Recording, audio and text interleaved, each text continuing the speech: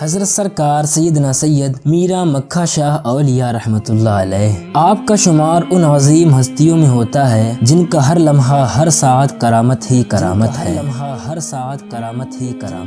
حضرت میرا مکہ شاہ اولیاء رحمۃ اللہ علیہ تاشقند کے باشندے تھے اور نسب کے اعتبار سے حسنی حسینی سید اور آل رسول تھے، اور 24 واسطوں کے بعد آپ کا سلسلہ نسب سیدنا مولا علی کرم اللہ وجہہ سے ملتا ہے۔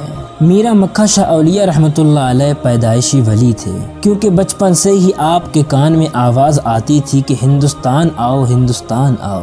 پھر جب آپ کی عمر پاک 14 یا 15 سال ہوئی تو آپ والدین سے اجازت لے کر عازم ہندوستان ہوئے اور صحرا بیابانوں، جنگلوں، میدانوں اور پتھریلی راہوں سے گزرتے ہوئے دیار قطب المدار دارالنور مکن پور شریف پہنچے، بارگاہ مدار میں حاضری دی اور فیضان قطب المدار سے فیضیاب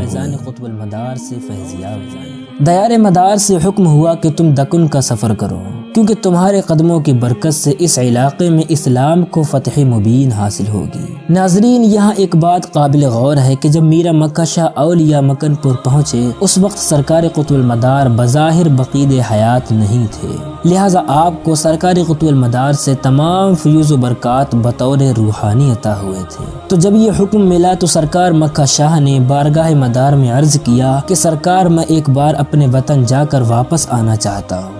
المختصر آپ کو اجازت مل گئی۔ موسم حج تھا، آپ مکہ معظمہ پہنچے۔ عین حالت طواف میں حضرت سیدنا مرتضی عشقی سے آپ کی ملاقات ہوئی، جو بابا کپور کے مرید و خلیفہ تھے۔ آپ نے مکہ شاہ اولیاء کو گلے لگا لیا اور پیشانی کو بوسہ دیا، اور وہیں آپ کو سلسلہ مداریہ کی اجازت و خلافت عطا فرما دی، اور پھر آپ حج کے ارکان سے فارغ ہو کر اپنے وطن کی طرف روانہ ہوئے۔ اسی روانگی کے دوران راستے میں آپ کا گزر فتح پور نامی بستی سے ہوا۔ یہاں ایک بادشاہ کی حکومت تھی جو لا ولد تھا، تو کسی بزرگ نے بادشاہ کے کہنے پر مکہ شاہ کی بارگاہ میں عرض کیا کہ حضور اس کے لیے اولاد کی دعا کر دیجیے۔ مکہ شاہ نے فرمایا کہ اولاد تو ہوگی لیکن اسے بادشاہ سنبھال نہیں پائے گا۔ المختصر بادشاہ کے یہاں اولاد ہوئی جن کی کیفیت بہت پرجلال تھی، جن کا نام شیخ فتح اللہ تھا۔ المختصر شیخ فتح اللہ کی جلالی کیفیت کو سرکار مکہ شاہ نے جمال میں بدل دیا۔ شیخ فتح اللہ نے دامن پکڑ لیا کہ سرکار ہمیں اپنے ساتھ لے چلیں، تو سرکار مکہ شاہ ان کو اپنے ساتھ لے کر تاشقند پہنچے اور اپنے تمام حالات سفر کا اپنے والدین سے تذکرہ کیا، جسے سن کر وہ بہت خوش ہوئے۔ پھر یہاں سے اپنے والدین کی رضامندی سے آپ نے پھر سے ہندوستان کا سفر کیا، اور اس سفر میں آپ دہلی، پنجاب، ممبئی تبلیغ کرتے ہوئے کلیان میں حاجی عبدالرحمن ملنگ مداری سے فیضیاب ہوئے۔ پھر اسی سفر میں سرکار مکہ شاہ ولی سرکار جمال الدین جانمن جنتی سے بھی فیضیاب ہوئے۔ ناظرین، ہم سرکار جمال الدین جانمن جنتی اور سرکار عبدالرحمن حاجی ملنگ رحمۃ اللہ علیہ کے حالات پر مختصر سی چند ویڈیوز بنا چکے ہیں۔ اگر آپ خواہش مند ہو تو ان کو بھی دیکھ لیں، لنک آپ کو ڈسکرپشن میں مل جائے گا۔ پھر سرکار مکہ شاہ ولی رحمۃ اللہ علیہ کئی مقامات سے گزرتے ہوئے و تبلیغ دین کرتے ہوئے ناندیڑ میں پہنچے۔ آپ کے ساتھ آپ کے خدام و متبعین کی بڑی جماعت تھی۔ اس وقت ناندیڑ میں راجہ دوم کی حکومت تھی۔ اس نے پیغام بھیجا کہ مکہ شاہ سے کہنا کہ ہماری سلطنت سے چلا جائے، ورنہ ہمارا اس سے اعلان جنگ ہے، جس کے جواب میں مکہ شاہ اولیاء نے جنگ کو قبول کیا۔ فرمایا ہم بھی یہاں سے نہیں جائیں گے، اگر وہ جنگ کا خواہش مند ہے تو ہم جنگ کریں گے۔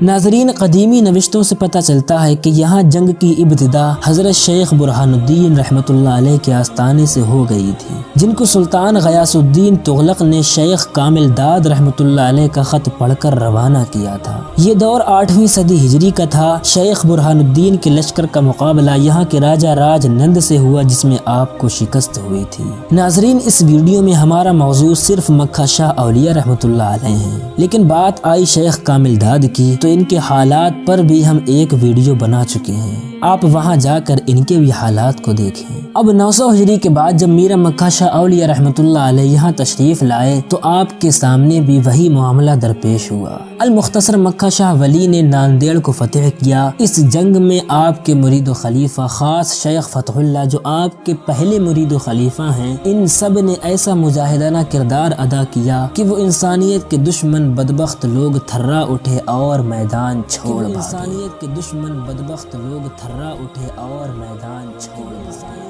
اس جنگ میں ایک ایسا شخص بھی تھا جو کہنے کو راکشس یا کسی دیو سے کم نہ تھا، جس کو شیخ فتح اللہ نے قتل کر دیا، لیکن وہ پھر سے زندہ ہو گیا۔ یہ منظر دیکھ میرا مکہ شاہ مدار پاک کی روحانیت کی جانب متوجہ ہوئے۔ پھر جو حکم ملا اسی کے بموجب آپ نے مٹی اٹھائی اور اس راکشس دیو کے اوپر ڈال دی۔ مٹی کا اس راکشس پر پڑنا ہی تھا کہ وہ جل بن کر راکھ ہو گیا۔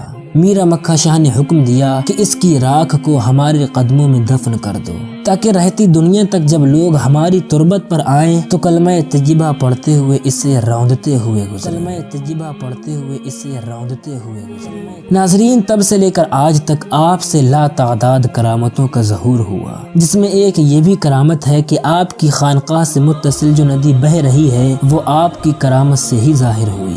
ناظرین، یہاں کے پرانے نوشتوں سے پتہ چلتا ہے کہ اس مقام پر میرا مکہ شاہ کی تشریف آوری سے بہت عرصہ پہلے سرکار مدار پاک یہاں تشریف لائے تھے، اور یہاں پر بھی سرکار مدار پاک نے چلہ فرمایا تھا جو آج بھی موجود ہے۔ اس وقت اس جگہ پر کثرت کے ساتھ بانس کی جھاڑیاں ہوا کرتی تھیں، اور یہ جھاڑیاں خاندان چالوکیہ کی رانی کلیانی کی شکارگاہ تھی، جس کا ذکر ہم شیخ کامل داد کی زندگی پر بنائی گئی ویڈیو میں کر چکے ہیں۔